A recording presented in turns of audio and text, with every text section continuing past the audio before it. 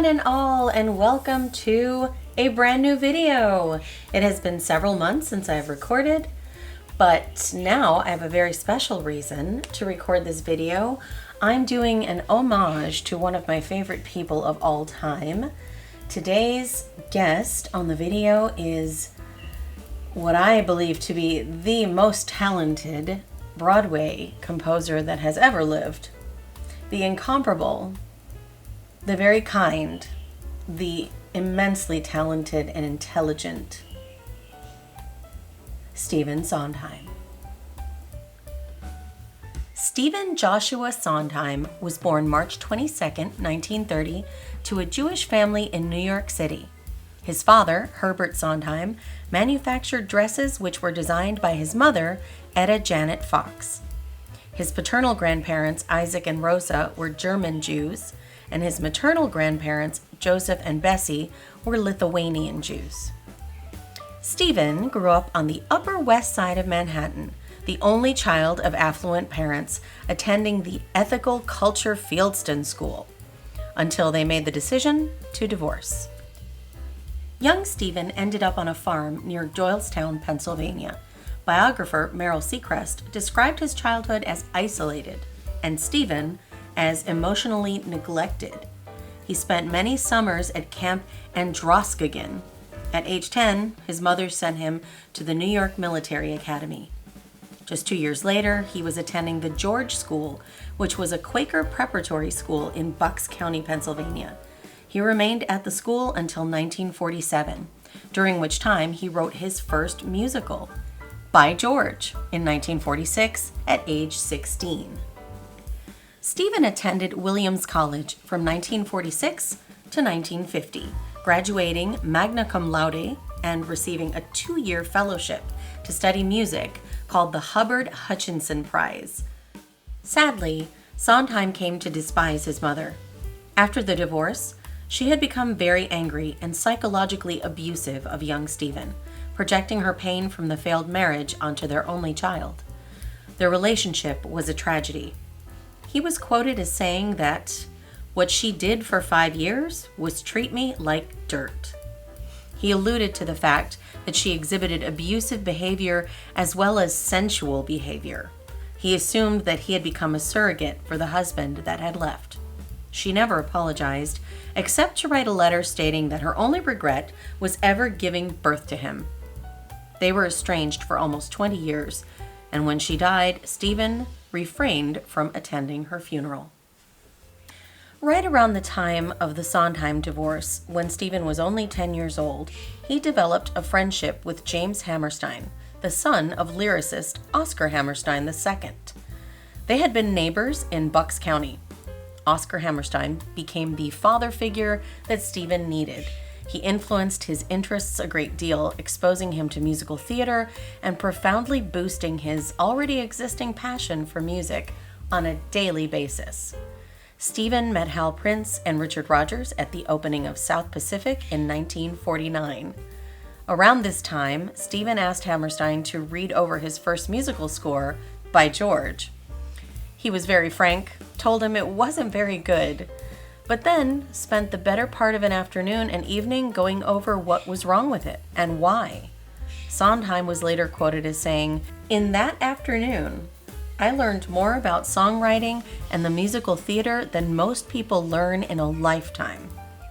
Hammerstein went on to design a private study course of sorts to help Stephen do his best writing.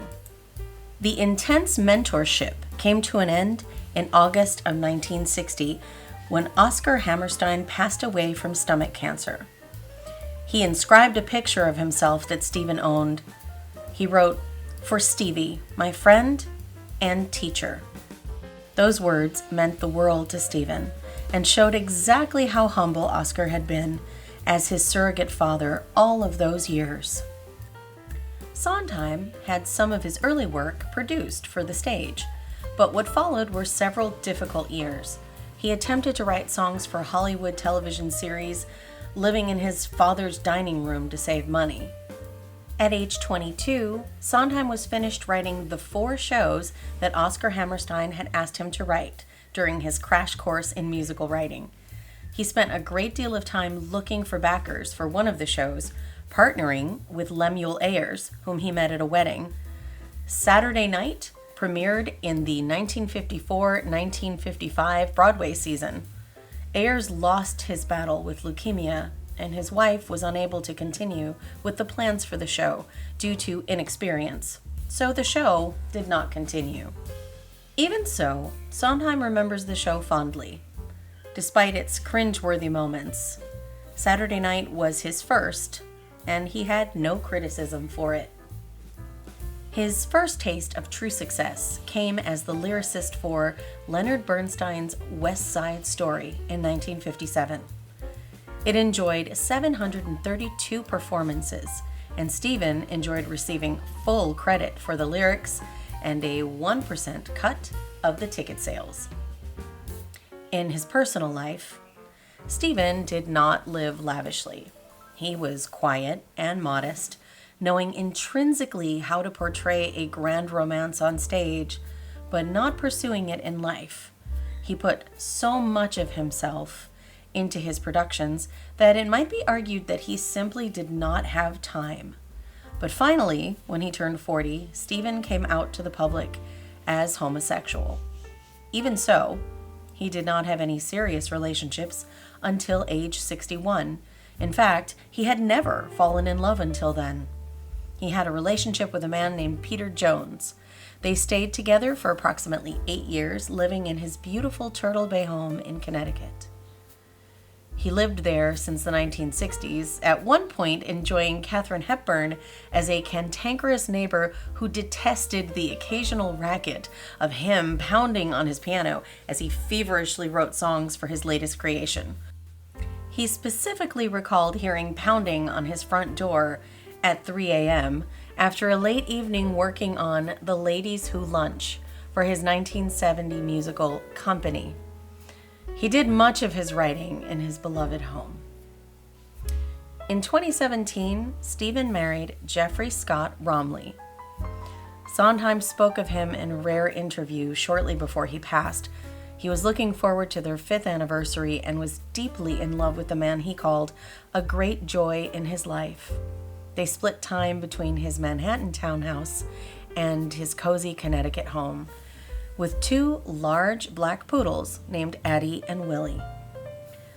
Sondheim might have become a mathematician had it not been for one elective music course and his friend Jimmy's genius father, Oscar Hammerstein, taking him under his wing.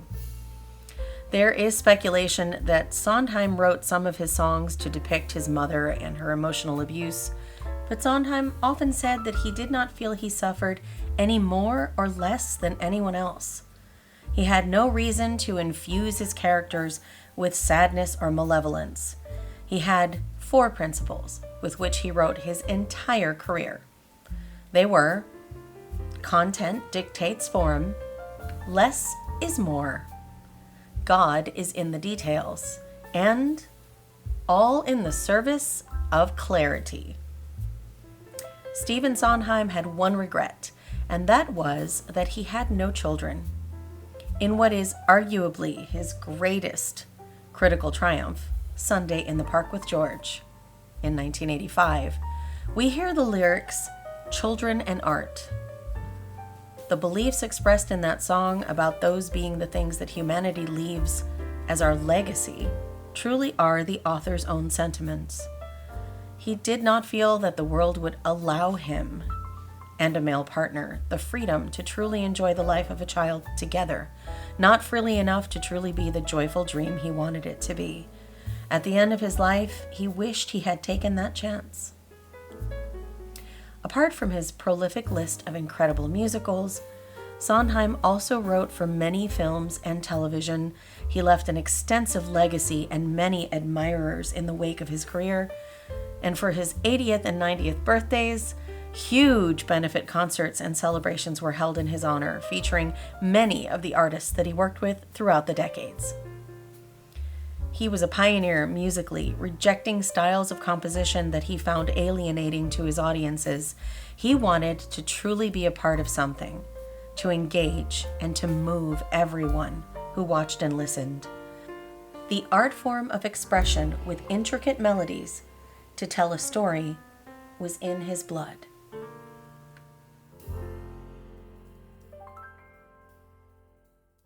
Stephen Sondheim would go on to write a total of 20 Broadway musicals. The final debut came in September of 2023 for Here We Are, a musical inspired by two films, The Discreet Charm of the Bourgeoisie and The Exterminating Angel by Luis Buñuel. Sondheim passed away peacefully the morning after Thanksgiving in 2021 after a lovely holiday with good friends. Stephen, you are missed. I, for one, am so blessed to have found your music and art at a very young age. And I thank you for a legacy that paints my life throughout the decades with so much color and warmth. God bless you, Stephen. And that is today's short video. I might add as a little side note that I did, of course, as always, had to leave out quite a bit because a person's life cannot be summarized in one Sims 4 video. But this particular video is a special one because I've made it as part of a class for my very beloved voice students that I've had for several years, some of them, and I'm very pleased to share this with them. So I hope they enjoy it. Well, if you're watching it right now, guys, I hope you've enjoyed it and that you've learned a little something about our favorite composer for the Stephen Sondheim Through the Decades Masterclass that we are enjoying this evening. And hopefully this will debut as we are in class. That would be fun, wouldn't it, if I could get that to work out? If I did, give me a round of applause right now. Okay, so I did recreate his Connecticut home as best I could. Spent a lot of time on it, tried to emulate a couple of the rooms in his decorating style, which was very collected, like eclectic, hand-me-down, antique collecting, posters from shows, and all the things that I use and love are here right around me kind of style that he had. And hopefully everything else that I did was still true to Stephen's personality, and then it's a fun little house for him to live in with Addie and Willie. I did not depict his partner in the house. This is just about Stephen for the most part, so I figured we'd enjoy watching him in his house for a few seconds here at the end of the video. Thank you for watching. If you are one of my old fans that actually watched all of my videos, my Time Traveler series among others, thank you for returning. If you did, if you're new, thank you as well. And who knows, maybe I'll be inspired to come back and start a whole new series for the channel. I am blessed to have everyone watching tonight, and I hope that the rest of the masterclass goes beautifully. Please, please, please check out all the links. You will not be disappointed. Lots of information about all of his musicals and tons of excerpts and videos. It will be a lot of fun. Check it out when you have time. It's going to be a blast. And for now, I will sign off. As always, I hope that you are happy, safe, and healthy, and that you have a beautiful day.